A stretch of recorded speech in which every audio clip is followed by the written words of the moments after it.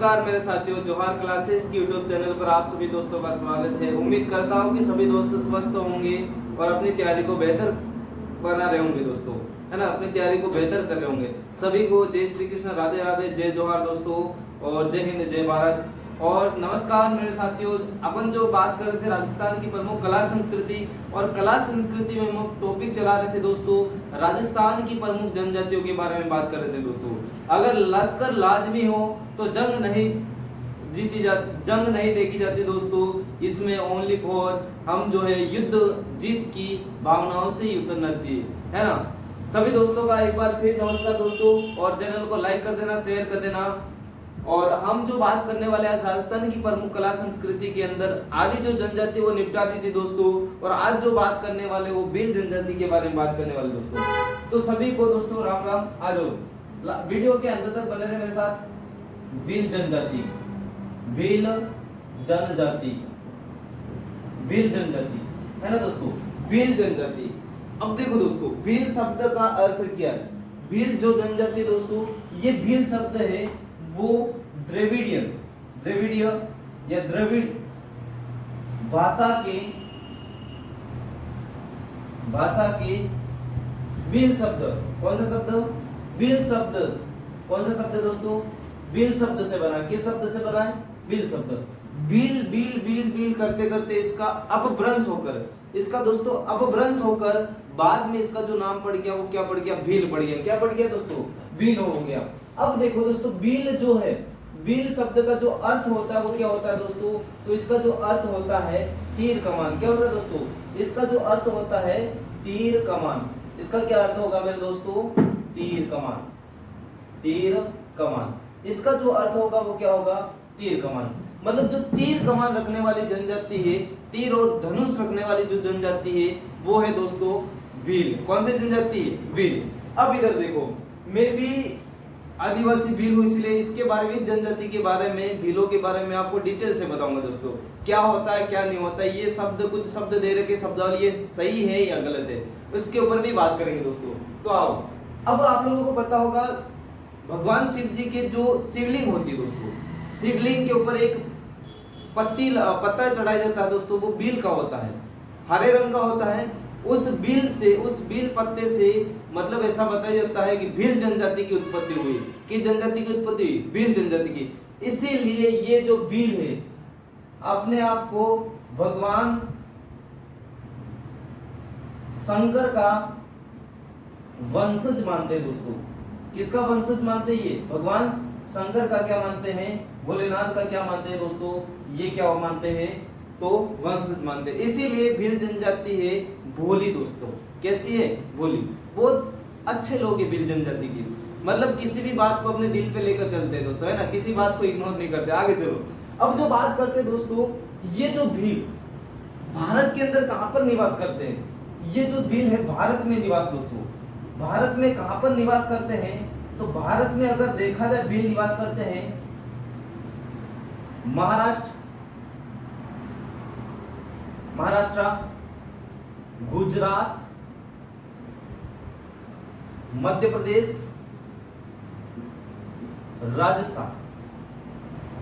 राजस्थान का वैसे हम पढ़ेंगे, लेकिन अगर भारत की बात हो तो हमें राजस्थान यहाँ पर लिख देना चाहिए दोस्तों। राजस्थान यहाँ पर निवास करते दोस्तों, है ना। भारत के इस वाले हिस्से के अंदर जो जनजाति निवास करती है उस जनजाति का नाम है दोस्तों भील। कौन सी जनजाति? भील। अब इधर जो बात करते हैं दोस्तों कि ये जो है राजस्थान में कहां पर निवास करती है, तो राजस्थान के अंदर देखा जाए, राजस्थान में देखा जाए दोस्तों, तो सर्वाधिक अगर पूछा जाए, मैं ऐसा नहीं बोल रहा सर्वाधिक वहां पर निवास करती है, लेकिन सर्वाधिक भील जनजाति कहां पर पाई जाती है? तो सर्वाधिक जो पाई जाती है दोस्तों, पाई जाती है वो कहां पर? सर्वाधिक प्रतिशत के हिसाब से देखा जाए दोस्तों, तो वो है बांसवाड़ा के अंदर। कहां पर है? बांसवाड़ा के अंदर, है ना। कहां पर है? बांसवाड़ा के अंदर। राजस्थान का सबसे दक्षिणतम जिला दोस्तों बांसवाड़ा, जहां से कर्क रेखा निकलती है दोस्तों, कर्क रेखा गुजरती है, 29 किलोमीटर कुछ इसकी लंबाई है दोस्तों। और माही नदी को 2 बार काटने वाली नदी कौन सी है? तो माही नदी है दोस्तों। सॉरी, कर्क रेखा को 2 बार काटने वाली जो नदी है वो माही नदी है। और वही माही नदी कहां से बहती है दोस्तों? यहीं से बहती है। इसीलिए माही नदी को कहा जाता है वागड़ की गंगा दोस्तों। क्या कहा जाता है? वागड़ की गंगा। अब इधर देखो, सर्वाधिक निवास स्थल, निवास कहाँ पर करते हैं, तो इनका जो निवास स्थल है वो किस किस जिलों के अंदर है दोस्तों, वो तो ध्यान रखना। तो उदयपुर आ जाएगा, कौन सा आ जाएगा सबसे पहले, उदयपुर आ जाएगा दोस्तों, डूंगरपुर आ जाएगा दोस्तों, उदयपुर, डूंगरपुर, बांसवाड़ा, और बांसवाड़ा के बाद एक और आता है दोस्तों, एक नया जिला बना है शाहपुरा। कौन सा दोस्तों, शाहपुरा। शाहपुरा किससे बना है, तो भीलवाड़ा से अलग हुआ दोस्तों, है ना, ये ध्यान रखना, यहाँ पर निवास करते हैं। अगर दोस्तों देखा जाए जनजातियों के मतलब कुल जनजातियों का प्रतिशत कितना है, ये कुल जनजाति, कुल जनजाति का प्रतिशत कितना है, तो ध्यान रखना 44.3%। कुल जनजातियों का कितना प्रतिशत है दोस्तों, भील अकेली जनजाति कौन कितना है, तो ध्यान रखना 44.3%। अब जो बात करते हैं दोस्तों, ये जनजाति देखा जाए दोस्तों, राजस्थान की सबसे प्राचीन जाति, अगर राजस्थान की सबसे प्राचीन जनजाति है तो वो कौन सी दोस्तों, भील। कौन सी है, भील, न कि मीणा। मीणा किसमें प्रथम है, तो ध्यान रखना मीणा जनसंख्या में प्रथम है। राजस्थान की दूसरी बड़ी जनजाति वो कौन सी है दोस्तों, वो है भील जनजाति। कौन सी जनजाति, भील जनजाति, है ना। अब इधर देखो, इनकी उत्पत्ति के कुछ स्रोत है दोस्तों, है ना, उत्पत्ति के कुछ स्रोत है। उत्पत्ति के बारे में बात करें दोस्तों, तो यहाँ पर उत्पत्ति हम देखते हैं, उत्पत्ति के स्रोत, इनकी उत्पत्ति कहाँ से हुई दोस्तों, उत्पत्ति कहाँ से हुई, ये बात करने वाले है ना, उत्पत्ति कहाँ से हुई, है ना, तो ध्यान रखना। इनकी उत्पत्ति की बात करते हैं दोस्तों, तो भील जनजाति की उत्पत्ति ऐसा बताया जाता है, ये अपने आप को तो किसके वंशज मानते, भगवान शंकर का वंशज मानते हैं। अब देखो दोस्तों, इनको संस्कृत साहित्य में इनको कहा गया दोस्तों निषाद। क्या कहा गया है, संस्कृत साहित्य में देखा जाए इनको कहा गया निषाद। क्या कहा गया है, निषाद, है ना, संस्कृत साहित्य में इन्हें क्या कहा गया, निषाद। अगर देखा जाए दोस्तों, कर्नल जेम्स टोड राजस्थान के इतिहास के जनक दोस्तों, राजस्थान के इतिहास के जनक घोड़े वाले बाबा भी के नाम से जाने जाते हैं। कर्नल जेम्स टोड इन्हें वनपुत्र कहते हैं। क्या कहते हैं दोस्तों, कर्नल जेम्स टोड इन्हें कहते हैं वनपुत्र। क्या कहते हैं, वनपुत्र। अब इधर देखना दोस्तों, रोन के अनुसार ये कहाँ के निवासी थे, वर्ल्ड ट्राइब्स ऑफ इंडिया, इनकी पुस्तक है वर्ल्ड ट्राइब्स ऑफ इंडिया। इस पुस्तक के हिसाब से इन्होंने ये बताया कि भीलों का मूल स्थान कौन सा, कहां पर निवास करते हैं, मूल स्थान मारवाड़ बताया। क्या बताया दोस्तों, मारवाड़ बताया। कौन सा स्थान बताया, मारवाड़ बताया। कौन सा स्थान बताया, मारवाड़, है ना। अब जो बात की जाती है दोस्तों, एक आता है दोस्तों कि एक व्यक्ति का नाम और आता है जिसका नाम मजूमदार। इस मजूमदार ने आदिवासियों को क्या बताया, तो ध्यान रखना, अनार्य जनजाति कहा। कौन सी जनजाति, अनार्य जनजाति। अनार्य जाति, कौन सी जाति कहा दोस्तों, अनार्य जाति। क्या कहा, अनार्य जनजाति। अब जो बात की जाती है दोस्तों, एक व्यक्ति का और नाम आता है जिसका नाम है जी.एस. ओझा। किसका नाम आता है, जी.एस. ओझा। एक बार ये देख लो फटाफट, इसके बाद अपन आगे चलते हैं, जी.एस. ओझा के बारे में बात करते हैं।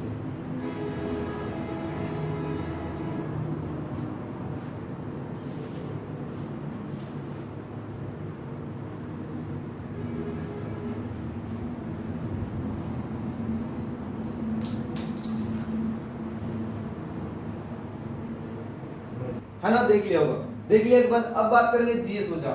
जी.एस. ओझा दोस्तों, जी.एस. ओझा का नाम था गौरीशंकर हीराचंद ओझा, है ना, गौरीशंकर हीरानंद ओझा। अब इधर देखो, इसने कहा था अनार्य। क्या, किसकी प्रजाति बताया था, अनार्य। अनार्य कहा था भीलों को कहने वाले, भीलों को जो भील निवास करते हैं, इन भील आदिवासियों को इसने क्या कहा, जी.एस. ओझा ने, अनार्य। क्योंकि ऐसा बताया जाता है कि आर्यों के आक्रमण से पहले भारत में अगर कोई जनजाति निवास करती थी ना दोस्तों, तो वो कौन सी थी मेरे साथियों, वो भील थी। इसीलिए भीलों को भारत के मूल निवासी कहा जाता है, इसीलिए इन भीलों को कहा जाता है राजस्थान की सबसे प्राचीन जनजाति। क्योंकि अनार्यों के आक्रमण के बाद आते हैं मुगल, मुगल आते हैं, मुगल के बाद आते हैं अंग्रेज, अंग्रेज के बाद इस तरह के आते रहते हैं आक्रमणकारी। इससे पहले कोई जनजाति निवास करती थी, वो थी भील जनजाति। अब इधर देखना दोस्तों, दोनों तरफ अनार्य, यहाँ पर देख लेना दोस्तों, ये कैंसिल कर देना, यहाँ पर लिखना निग्रोटो प्रजाति, निग्रेटो प्रजाति। मजूमदार ने क्या कहा, निग्रेटो प्रजाति। इसकी एक पुस्तक है कि wild cultures of India, wild tribes cultures of India, Majumdar की पुस्तक है, और इसकी वाइल्ड ट्राइब्स ऑफ इंडिया, ये ध्यान रखना। अब आगे चलते हैं, मिटा देता हूं मैं एक बार, है ना दोस्तों। अब आगे चलते हैं, एक बार स्क्रीनशॉट लेना तो ले लेना, मैंने वैसे समय दिया था। आगे चलते हैं,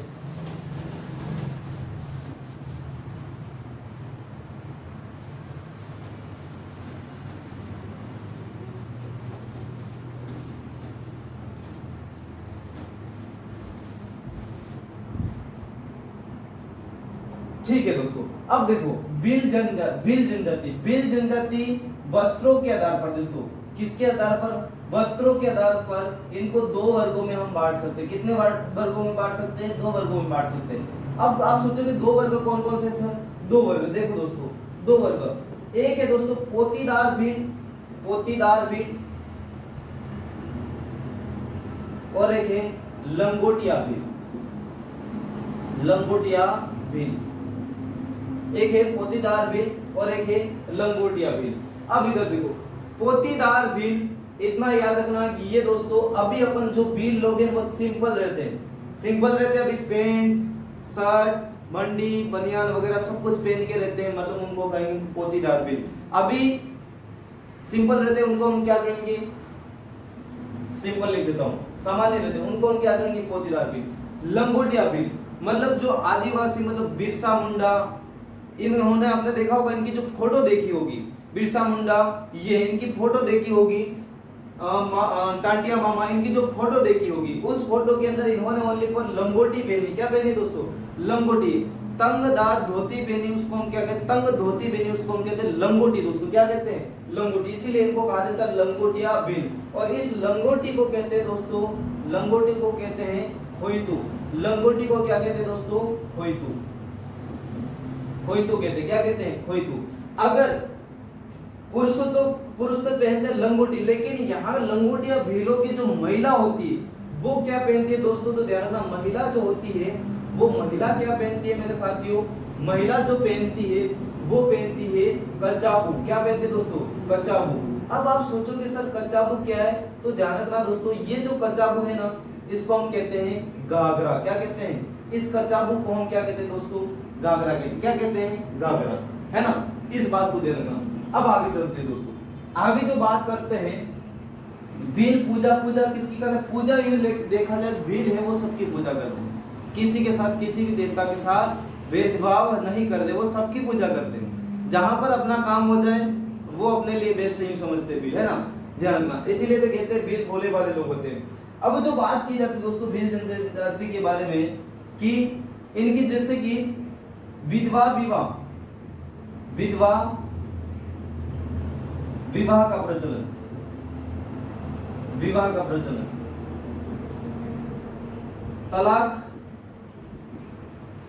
का प्रचलन,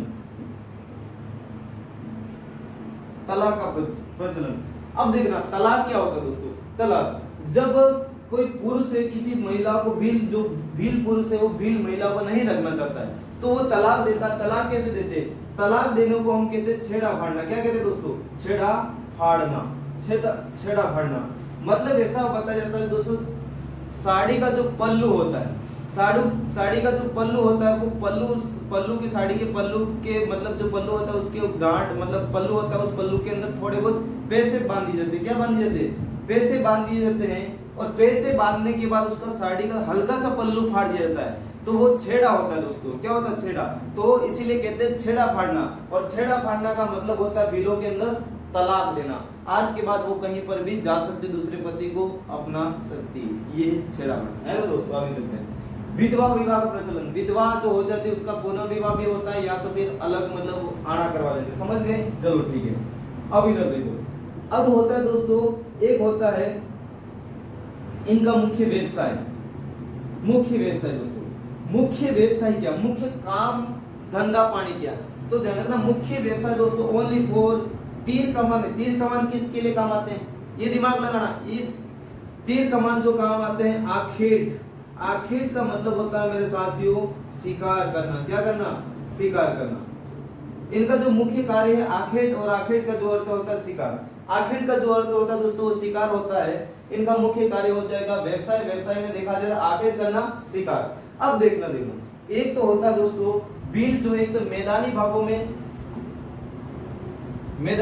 में जो कृषि करते हैं उसको क्या कहते हैं, एक तो होता है दजिया, सॉरी एक होता है दजिया, एक होता है दोस्तों चीमाता। चीमाता, चीमाता और दजिया ये क्या है, ध्यान रखना। भील है वो पहाड़ी भागों के अंदर, पहाड़ी भागों में क्या करते हैं, कृषि करते हैं। इसको तो हम कहते हैं दजिया। क्या कहते हैं, इसको तो हम कहते हैं दजिया। क्या कहते हैं, दजिया। पहाड़ी भागों में भील जो कृषि करते हैं उसको हम कहते हैं दजिया, है ना।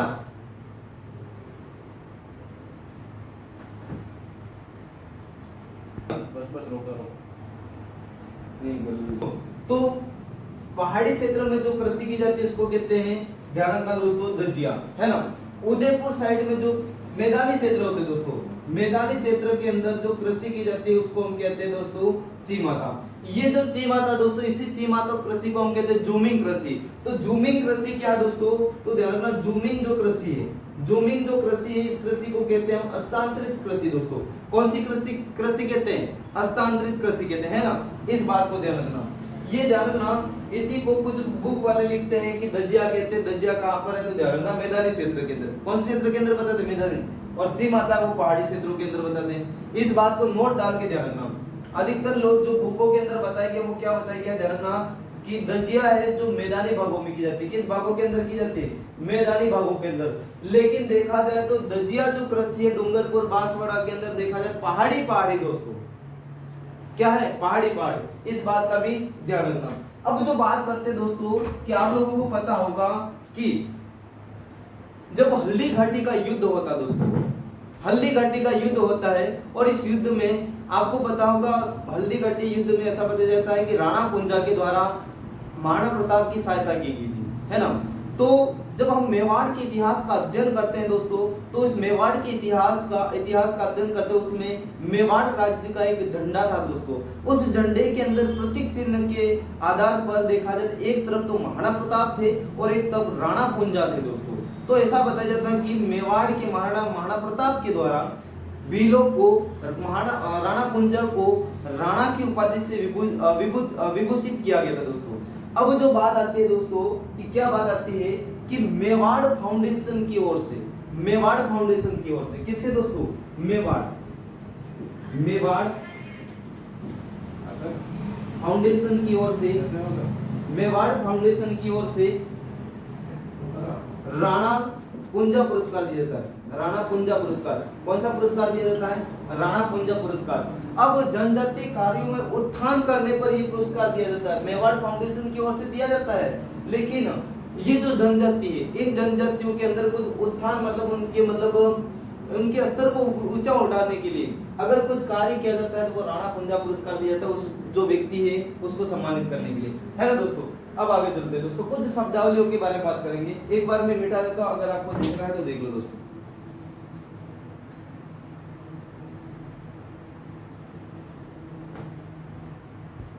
है ना दोस्तों, मिटा देता हूं।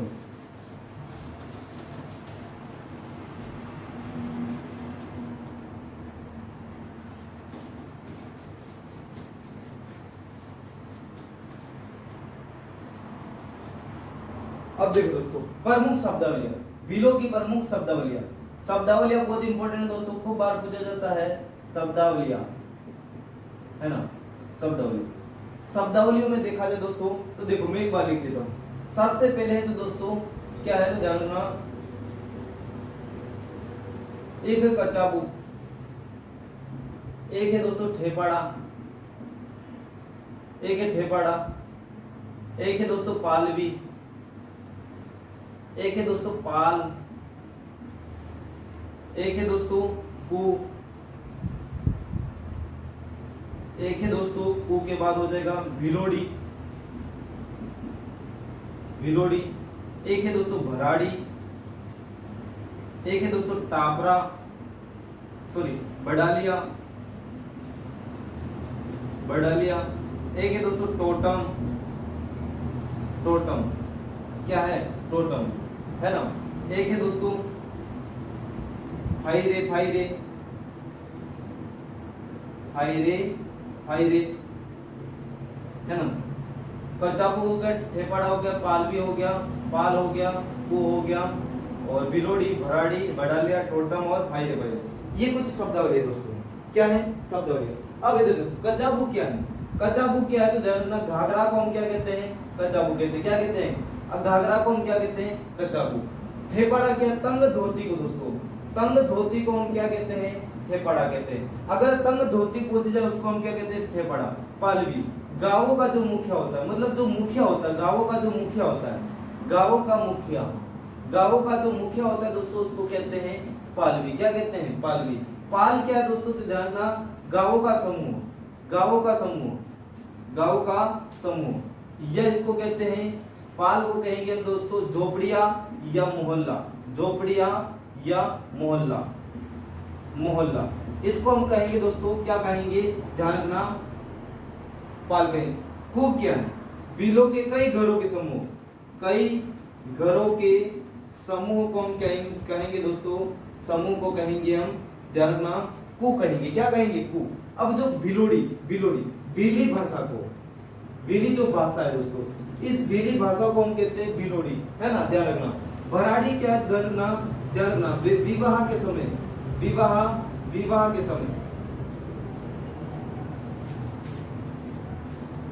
दीवार पर चित्रांकन, चित्रांकन किया जाता है, चित्रांकन किया जाता है। भराड़ी देवी विवाह के समय इसका जब विवाह होता है दोस्तों, लड़की का होगा या लड़की किसी का भी विवाह होगा तो आप लोगों को पता है कि यहाँ पर भराड़ी का चित्र बनाया जाता है।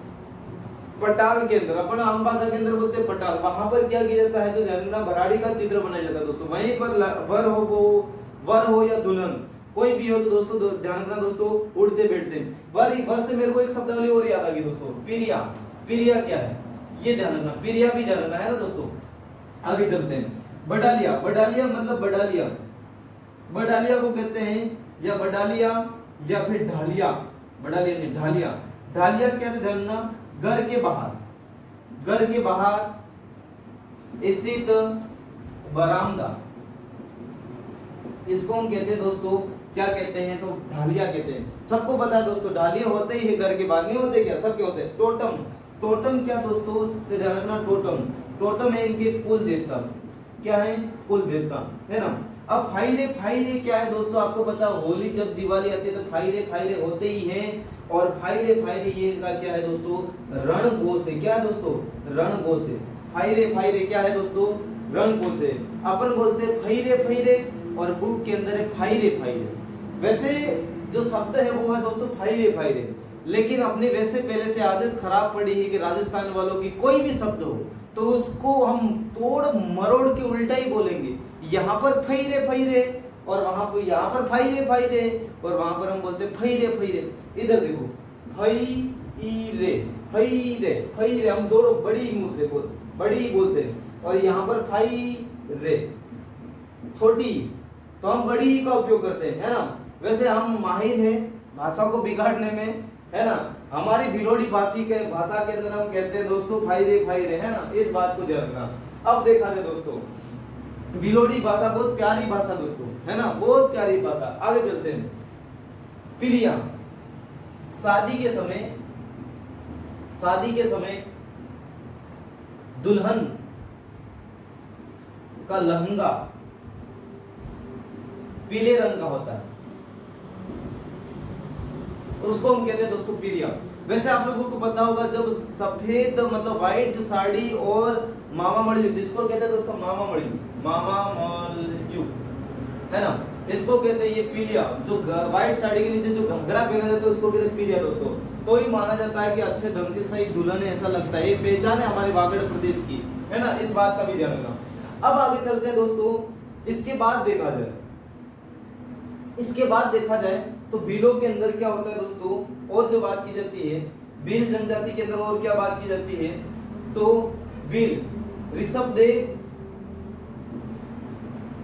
या केसरिया नाग के ऊपर चढ़ी खीर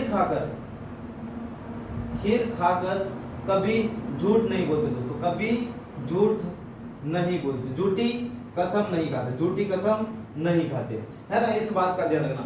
भीलों का अगर सबसे बड़ा भीलों का कुंभ बेणेश्वर धाम, कौन सा पड़ता है, बेणेश्वर धाम मेला दोस्तों, बेणेश्वर धाम। ये जो बेणेश्वर धाम है नवाटपुरा या नवाटापुरा गांव में स्थित है दोस्तों, और ये जो कहां पर है नवाटपुरा या नवाटापुरा गांव, ये है दोस्तों डूंगरपुर के अंदर, कहां पर है, डूंगरपुर। यही असल बेणेश्वर धाम संत महावजी की दोस्तों, संत महावजी की तपोस्थली है, क्या है दोस्तों, तपोस्थली। और यहाँ पर दोस्तों मेला बढ़ता है, क्या बढ़ता है, मेला बढ़ता है माघ पूर्णिमा के दिन। कौन सी पूर्णिमा के दिन दोस्तों, माघ पूर्णिमा के दिन यहाँ पर मेला बढ़ता है। और ये जो मेला है दोस्तों, इस मेले को कहते हैं दोस्तों आदिवासियों का कुंभ, क्या कहते हैं, आदिवासियों का कुंभ कहते हैं, आदिवासियों का कुंभ कहते हैं, क्या कहते हैं दोस्तों, आदिवासियों का कुंभ कहते हैं, है ना, ध्यान रखना दोस्तों। भील है वो पाड़ा कहने पर खुश होते हैं और काड़ी कहने पर नाराज होते हैं, इस बात को भी ध्यान रखना, है ना। इसके बाद देखा जाए दोस्तों भीलों के अंदर और क्या खास बात है, और जो खास बात है, अगर संकट काल में कुछ मतलब संकट आ जाए गांव के ऊपर, किसी व्यक्ति के घर के कुछ संकट है, तो भील क्या करते हैं, एक पहाड़ी के ऊपर जाकर दोस्तों ढोल बजाते हैं, और इस ढोल की एक आवाज से एक ही जगह पर सारे भील अपने अपने हथियार लेकर इकट्ठे हो जाते हैं दोस्तों, है ना, इस बात को ध्यान रखना। और जो भीलों की बात आती है, भीलों की और खूब सारी बातें दोस्तों, जंगलों के अंदर निवास करते हैं, अगर प्रकृति के रक्षक अगर कोई है तो वो दोस्तों इस भारत के अंदर वो भील जनजाति है। भील जनजाति ही ऐसी एकमात्र जनजाति है दोस्तों जो वर्तमान में वृक्षों को बचाकर रखती है दोस्तों। भले जंगल के अंदर निवास करती है, लेकिन सबको शुद्ध हवा और पर्यावरण को बचाने में अगर कोई जनजाति सहायक जनजाति है दोस्तों, किसी जनजाति का योगदान है, तो वो दोस्तों भील जनजाति है ना। देखा जाए भील वैसे आर्थिक स्थिति से पिछड़े हैं दोस्तों, इससे कोई लेना देना नहीं, लेकिन भीलों का जो संबंध रहा दोस्तों वर्षों से, वो एक प्रकृति के साथ रहा है। इसीलिए भील है, देखो आप जब डूंगरपुर बांसवाड़ा के अंदर पधारोगे दोस्तों, तो डूंगरपुर बांसवाड़ा के अंदर जो भीलों के जो घर है दोस्तों, वो प्रकृति मतलब पेड़ पौधों के बीच में ही होंगे, और घर के आसपास बड़े बड़े पेड़ पौधे होंगे, इनको कभी काटा नहीं गया होगा। क्यों? क्योंकि भील है वो वृक्षों की पूजा करते हैं दोस्तों, और इस धरती की पूजा करते हैं, है ना, इस बात का भी ध्यान रखना। आगे जो देखा जाए तो भील जनजाति के इतना, अब एक बार स्क्रीनशॉट ले दो, इसके बाद अपन कुछ और बातें करते हैं। ले लिया होगा दोस्तों, चलो ठीक है, ले लिया होगा। एक लास्ट एक काइटा या लोकाइटी। काइटा क्या दोस्तों, इनका जो मृत्यु भोज होता है उसको हम कहते हैं काइटा, क्या कहते हैं, मृत्यु भोज होता है उसको हम कहते हैं काइटा, है ना दोस्तों, इस बात को ध्यान रखना। अब दोस्तों थोड़ी भील जनजाति के बारे में बात कर लेते हैं। कौन सी जनजाति के बारे में? भील जनजाति। ये जो भील जनजाति है दोस्तों, राजस्थान के दक्षिणी हिस्से में भी निवास करते हैं, डूंगरपुर बांसवाड़ा के अंदर भील जनजाति निवास करते हैं ना। ऐसा बताया जाता है कि राजस्थान सरकार का घोषित राजस्थान का ऐसा पहला जिला जो आदिवासी साक्षर जिला है, वो डूंगरपुर जिला है। लेकिन मुझे ऐसा लगता है दोस्तों, आदिवासी जिला भले साक्षर जिला है, लेकिन आज भी ये जनजाति कुछ पिछड़ी हुई मुझे लगती है। हमारे कुछ लोग हैं वो आज भी पिछड़े हुए। क्यों पिछड़े हुए? क्योंकि ऐसा पता है, हम सबको पता है कि हमारी जो जाति है, हमारी जो कौम के लोग हैं, उनका खूब सारा शोषण होता है दोस्तों। इनको प्यार से कोई भी फंसा लेता है, और ये जो जनजाति है अभी तक भी जो दोस्तों देखा जाए मुख्य धारा से नहीं जुड़ पाई। इसीलिए देखा जाए ये जो जनजाति है वो भील जनजाति है, वो वृक्षों के लिए वृक्ष की रक्षा करती है। किसकी रक्षा करती है? वृक्ष की रक्षा करती है। सबसे ज्यादा अगर राजस्थान के अंदर, अगर दक्षिणी भाग के हिस्से के अंदर अगर पुराने जो पेड़ पौधे बचाने का कार्य किया है, वो भीलों ने किया दोस्तों। किसने किया है? भीलों ने। भील आज भी अपने घर के आसपास कोई पुराना पेड़ होगा दोस्तों, तो उसकी पूजा करेगा, ना कि उसको काटेगा। हमेशा दोस्तों भीलों का एक उसूल रहा है क्योंकि ये जनजाति राजस्थान के पूरे भारत की सबसे प्राचीनतम जनजाति और मूल निवासी माना जाता है इनको। इसीलिए इनका खुद का कर्तव्य ये है कि अपने पेड़ पौधों को बचाना दोस्तों। अगर किसी को स्वच्छ हवा पर्यावरण को बचाने में अगर संपूर्ण अच्छे से कार्य कर रही है तो वो जनजाति कौन सी कर रही है? भील जनजाति दोस्तों। कौन सी जनजाति कर रही है? भील जनजाति। इसीलिए भील जनजाति को इस मुख्य धारा के अंदर इस भील जनजाति का जो शोषण हो रहा है, इस शोषण को वो नहीं हो, इसके लिए कुछ लोगों को सामने आना पड़ेगा दोस्तों, है ना। तो इस बात को ध्यान रखना दोस्तों, कहीं पर भी शोषण हो रहा है तो आप शिक्षित लोग हो उसका विरोध करिए और भील जनजाति को ऊपर लाने की कोशिश करें दोस्तों, है ना। धन्यवाद। मिलेंगे एक नए वीडियो के साथ, तब तक के लिए आप सभी मित्रों को धन्यवाद।